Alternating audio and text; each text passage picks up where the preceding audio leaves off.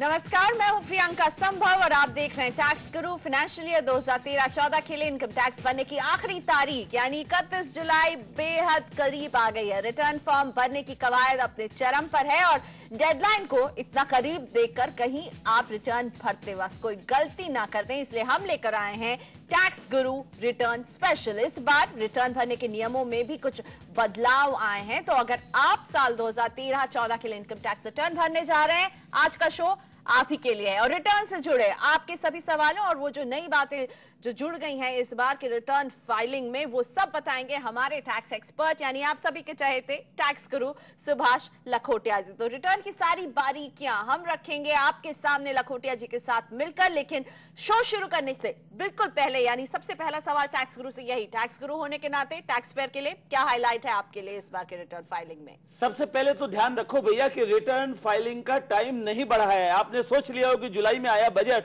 तो रिटर्न के लिए टाइम मिलेगा, नहीं। 31 जुलाई लास्ट डेट ज्यादातर टैक्स पेयर्स के लिए। और नंबर 1 पॉइंट ध्यान रखना है, अगर कोई कारण से आप रिटर्न नहीं भर पा रहे हैं टाइम पे तो कम से कम टैक्स जमा दे दो, फिर रिटर्न चाहे 15 दिन 1 महीने बाद देना, कोई चिंता नहीं है। सेकंड इंपॉर्टेंट पॉइंट है, अगर आपके इस साल लॉसेस हैं कोई भी तरह के तो लॉस रिटर्न 31 जुलाई तक ही जमा देना, तब जाके आपको बेनिफिट मिलेगा कैरी फॉरवर्ड का। और तीसरा इंपॉर्टेंट पॉइंट जो आपको ध्यान रखना वो ये है कि अगर आपकी 5,000 रुपए से ज्यादा एग्जम्प्टेड इनकम है और केवल सैलरी ही इनकम है, अगर आप सोचे मैं फॉर्म नंबर 1 छोटा सा भर दूं तो नहीं भर पाएंगे फॉर्म नंबर 1।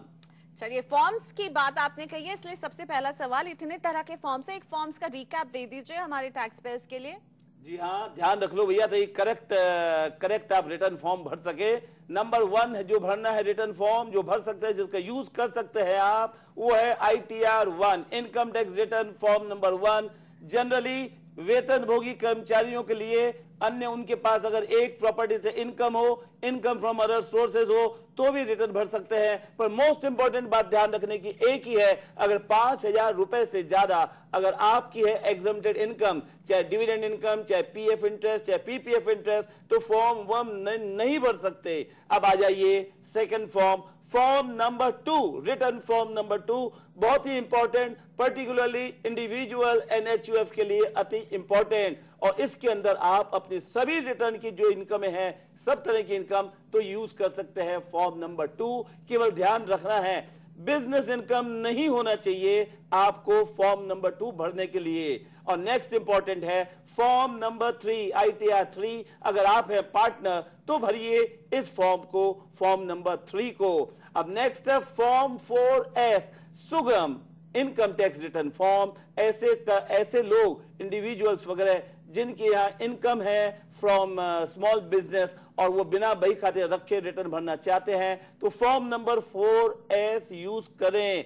परंतु ऐसे व्यक्ति जिनके बिजनेस इनकम है, बही खाते पूरे रख रहे हैं, वे लोग यूज करेंगे इंडिविजुअल NHUF फॉर्म नंबर 4। बहुत ही इंपॉर्टेंट है, फॉर्म नंबर 4 में सभी तरह की इनकम इंडिविजुअल HUF दिखला सकते हैं। जब रेलगाड़ी तेज चल रही है, फॉर्म नंबर आ गया हमारा 5, ये है पार्टनरशिप फॉर्म, AOP आदि के लिए और LLP के लिए भी। और फॉर्म नंबर 6 का अब यूज करेंगे केवल लिमिटेड कंपनीज के लिए, प्राइवेट लिमिटेड, पब्लिक लिमिटेड, चाहे लिस्टेड कंपनी, ITR 6 यूज करेंगे। और अंत में ITR 7 रिटर्न फॉर्म नंबर 7 केवल चैरिटी, ट्रस्ट और एजुकेशनल इंस्टीट्यूशन के लिए। तो सबसे इंपॉर्टेंट पॉइंट ये है कि करेक्ट चयन कर लें कि कौन सा रिटर्न फॉर्म मेरे लिए लागू होगा। और अब हमारे पास है ढेरों सवाल जो हमें देश के अलग अलग शहरों से लोग भेज रहे थे। ये सवाल हमने उनसे ही बोला कि आप जुड़िए हमारे साथ। और लखनऊ से अब प्रदीप जी पूछ रहे हैं अपना सवाल लखोटिया जी से, सुनते हैं प्रदीप जी का सवाल। मेरी सैलरी FD और शेयर ट्रेडिंग में इनकम है, मुझे किस ITR में रिटर्न भरना होगा? सैलरी भी है, FD का ब्याज भी है और शेयर ट्रेडिंग भी है। पहले ये एनालाइज कर लो भैया, आपका शेयर ट्रेडिंग है, यह शेयर में शॉर्ट टर्म गेन या लॉस हुआ है।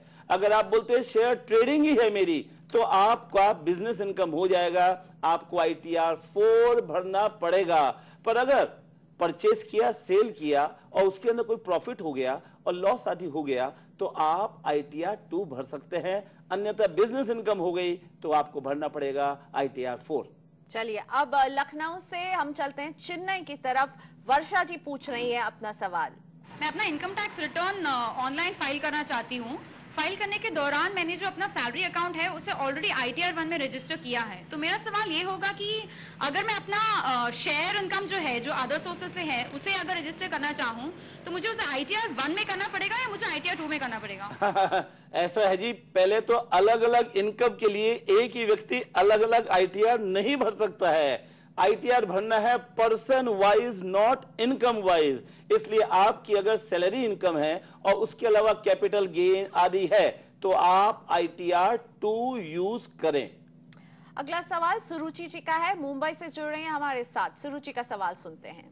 मेरे 2 सवाल हैं। पहला ये कि सेक्शन 87A के तहत जो 2000 रुपए का रिबेट है, क्या वो हम इस फाइनेंशियल ईयर में अवेल कर सकते हैं? दूसरा ये कि अगर मेरी इनकम 5 लाख से ज्यादा है तो मुझे ई रिटर्न फाइल करना जरूरी है, लेकिन इस 5 लाख में क्या ATC के तहत जो डिडक्शन होता है और होम लोन के तहत जो इंटरेस्ट डिडक्शन होता है वो भी इंक्लूडेड है? 2 सवाल का एक साथ ही जवाब। पहला नंबर आपने कहा 87A। जी हाँ, 87A के लिए जो टैक्स रिबेट है 2000 रुपए, वो पहली बार असेसमेंट ईयर 2014-15 के लिए मिल रही है रिबेट के रूप में, इसलिए आपको प्राप्त होगी। सेकंड इंपॉर्टेंट पॉइंट आपने पूछा कि 5 लाख की लिमिट कैसे कैलकुलेट करनी है। 5 लाख की लिमिट जो है, जिसके अंदर जिसकी 5 लाख से ज्यादा एक्सीड हो जाए इनकम, तो कंपलसरी है ई फाइलिंग रिटर्न करना। वो है net taxable income 5 lakh rupees. इसलिए 80C और ब्याज धारा 24 के तहत घटाने के बाद अगर हमारी इनकम 5 लाख से कम है तब ई रिटर्न कंपलसरी नहीं है और तभी जाके हमको ये 87A का बेनिफिट भी मिलेगा। लेकिन इस बार ई रिटर्न कई लोगों के लिए और भी कंपलसरी हो गया, केवल वही नहीं जिनकी इनकम 5 लाख से ज्यादा है। लखोटिया जी जी हाँ, मेरे ख्याल से जो लोगों को डाउट लगता है उनको इनकम टैक्स रूल्स को डिटेल्ड देखना चाहिए, एक एक आइटम टिक करना चाहिए कि कहां पर ये एप्लीकेबल है या नहीं है। ब्रॉडली इंडिविजुअल और NHUF 5 लाख से ज्यादा अगर आपकी टैक्सेबल इनकम, ई रिटर्न कंपलसरी। फॉरेन में है प्रॉपर्टी आपकी, आपके लिए ई रिटर्न कंपलसरी। कोई दूसरी कंट्री के साथ बेनिफिट लेने की वजह से आयकर की धारा 90-91 के तहत अगर आपको डबल टैक्सेशन रिलीफ वगैरह लेना है तो ई रिटर्न कंपलसरी। सभी कॉर्पोरेट टैक्स पेयर्स के लिए ई रिटर्न कंपलसरी, और ऐसे सभी करदाता जिनके टैक्स ऑडिट होता है और चाहे चैरिटी ट्रस्ट हो उनके लिए भी ई रिटर्न है हमेशा कंपलसरी इस साल। इसी के साथ वक्त हो गया है ब्रेक का, लेकिन रिटर्न पर हमारी ये चर्चा जारी रहने वाली है। और रिटर्न जब आप भरते हैं तो चिंता होती है रिफंड की, इससे जुड़े कुछ सवाल होंगे ब्रेक के बाद।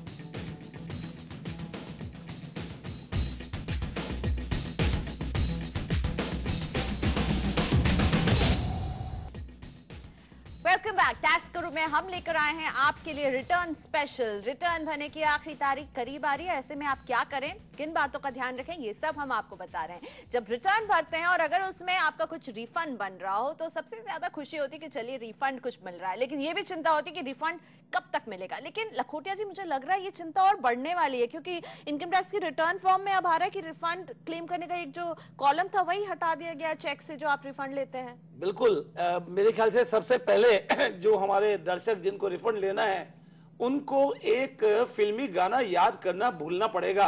वो गाना है चिट्ठी आई है ब्ला ब्ला ब्ला। पर अब चिट्ठी नहीं आएगी भैया, रिफंड लेके आपका लेटर नहीं आएगा घर पे, क्योंकि नए नियम के हिसाब से इनकम टैक्स रिफंड डायरेक्टली आपके बैंक में क्रेडिट होगा। रिफंड से जुड़ा सवाल बेंगलुरु से जॉर्ज भी पूछ रहे हैं, सुनते हैं जॉर्ज का सवाल। Once I file my returns, I'm not getting my TDS amount in my account. So I just wanted to know whom I should contact about this one and where I should and how much time it will take to come the payment in my account. Your point is very simple. आप पूछ रहे हैं कि भाई मैंने income tax return भर दी, TDS से ज्यादा कट गया है, रिफंड लेना है, कब मिलेगा जल्दी बतलाओ। जी हाँ, जिनके भी रिफंड बाकी है वो चाहते हैं चट मंगनी पट वाला पट शादी वाला फॉर्मूला आ जाए, अर्थात मैं आज रिटर्न भरूं और ई रिटर्न है तो 2-3 दिन में आ जाए, क्या करना। पर ऐसा नहीं है, काम का प्रेशर सरकार के पास भी है। पर एक चीज निश्चित है कि अब आप ईमेल से या फोन नंबर से संपर्क करें। बेंगलोर में, आपके ही शहर में, सारे भारत को वहीं आना पड़ता है भैया, और फिर रिफंड नहीं आए तो तहकीकात करें, अन्यथा नॉर्मल कोर्स में मुझे पूरा भरोसा है इस साल से रिफंड डायरेक्टली आपके बैंक अकाउंट में पहुंच जाएगा। पटना से राजन चंद जी अपनी पत्नी के लिए सवाल पूछ रहे हैं। लास्ट ईयर मेरी वाइफ का ट्यूशन का इनकम तकरीबन 10,000 रुपये महीना यानी 1,20,000 रुपये का इनकम है, प्लस उसका अदर इनकम जैसे फिक्स डिपॉजिट का इनकम या रेकरिंग अकाउंट का इनकम जोड़ के करीबन टोटल इनकम 2,30,000 रुपये का होता है। मेरा टैक्स गुरु से सवाल है कि मेरा इनकम टैक्स रिटर्न फाइल करना मैंडेटरी है या अगर मैंडेटरी नहीं हो तो भी मैं इनकम टैक्स रिटर्न फाइल कर सकता हूं? पहले तो ये समझ लो भैया, फाइनेंशियल ईयर 2013-14 के लिए आपकी पत्नी के लिए इनकम टैक्स रिटर्न फाइल करना मैंडेटरी है, क्योंकि उनकी इनकम 2,30,000 रुपए है। अगले साल की बात होती तो अलग है, क्योंकि 2.5 लाख रुपए बेसिक एग्जम्पशन हो गया, इसलिए आप इनकम टैक्स रिटर्न भर दें और फॉर्म नंबर 2 में रिटर्न भरें। और लखोटिया जी, कैपिटल गेन को लेकर एक नया शेड्यूल आ गया, इसके बारे में जरा बताएं। Capital gain long term, short term, ये हम सभी जानते हैं, और नया शेड्यूल इनकम टैक्स रिटर्न में लोगों को घबराहट हो रही है कि उस नए शेड्यूल से क्या टेंशन होने वाला है।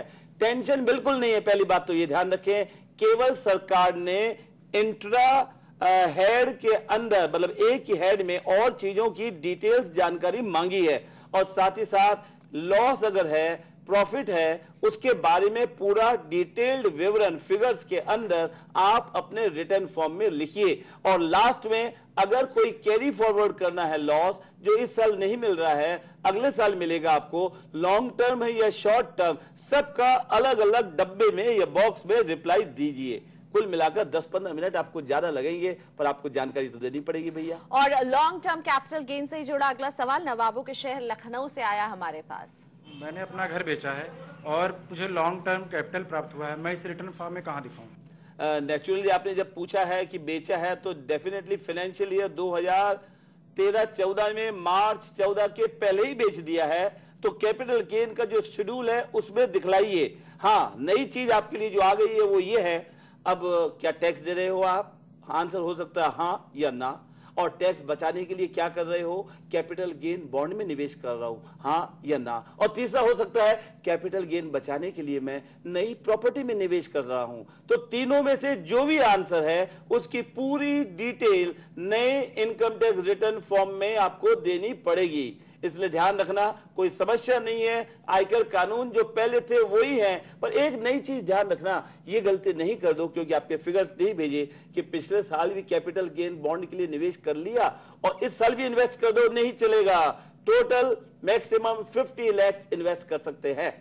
और रीना जी का सवाल है अगला, बंगलुरु में रहती हैं रीना, सुनते हैं इनका सवाल। My family is based outside the country and we've made a few investments in the properties in India itself.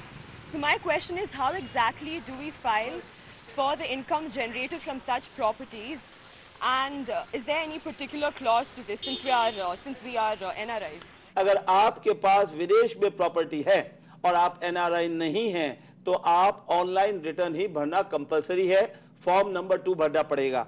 अब आइए, आपके पेरेंट्स, घर वाले लोग जो NRI है, विदेश में प्रॉपर्टी है, उनको विदेश की प्रॉपर्टी की डिटेल कंपलसरी नहीं है भरना और उनके लिए चिंता की बात नहीं है। ऐसे लोग जो NRI हैं वे इंडिया में अगर उनकी रेंटल इनकम आदि है तो अपना फॉर्म नंबर 2 भर लें, कोई चिंता नहीं।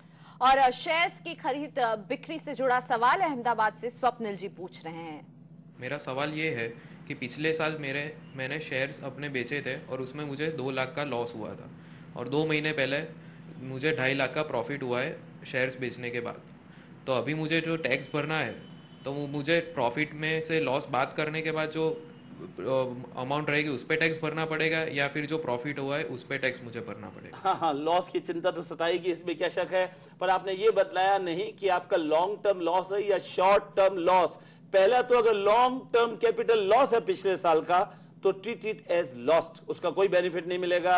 और इस साल प्रॉफिट हुआ है इस फाइनेंशियल ईयर में तो उस पर टैक्स भी नहीं लगने वाला। और कोई कारण से ये शॉर्ट टर्म लॉस था पिछले साल, पिछले फाइनेंशियल ईयर में, उसको आप कैरी फॉरवर्ड कर सकते थे to be adjusted against current years profit. इसलिए आप रिटर्न टाइम पे जमा दे दें। इसी के साथ वक्त हो गया है ब्रेक का, लेकिन रिटर्न पर हमारी ये चर्चा जारी रहने वाली है। हम आपको बताने वाले हैं कौन से फॉर्म का इस्तेमाल आप करें, क्या भरें, क्या ना भरें, किन बातों का ख्याल रखें।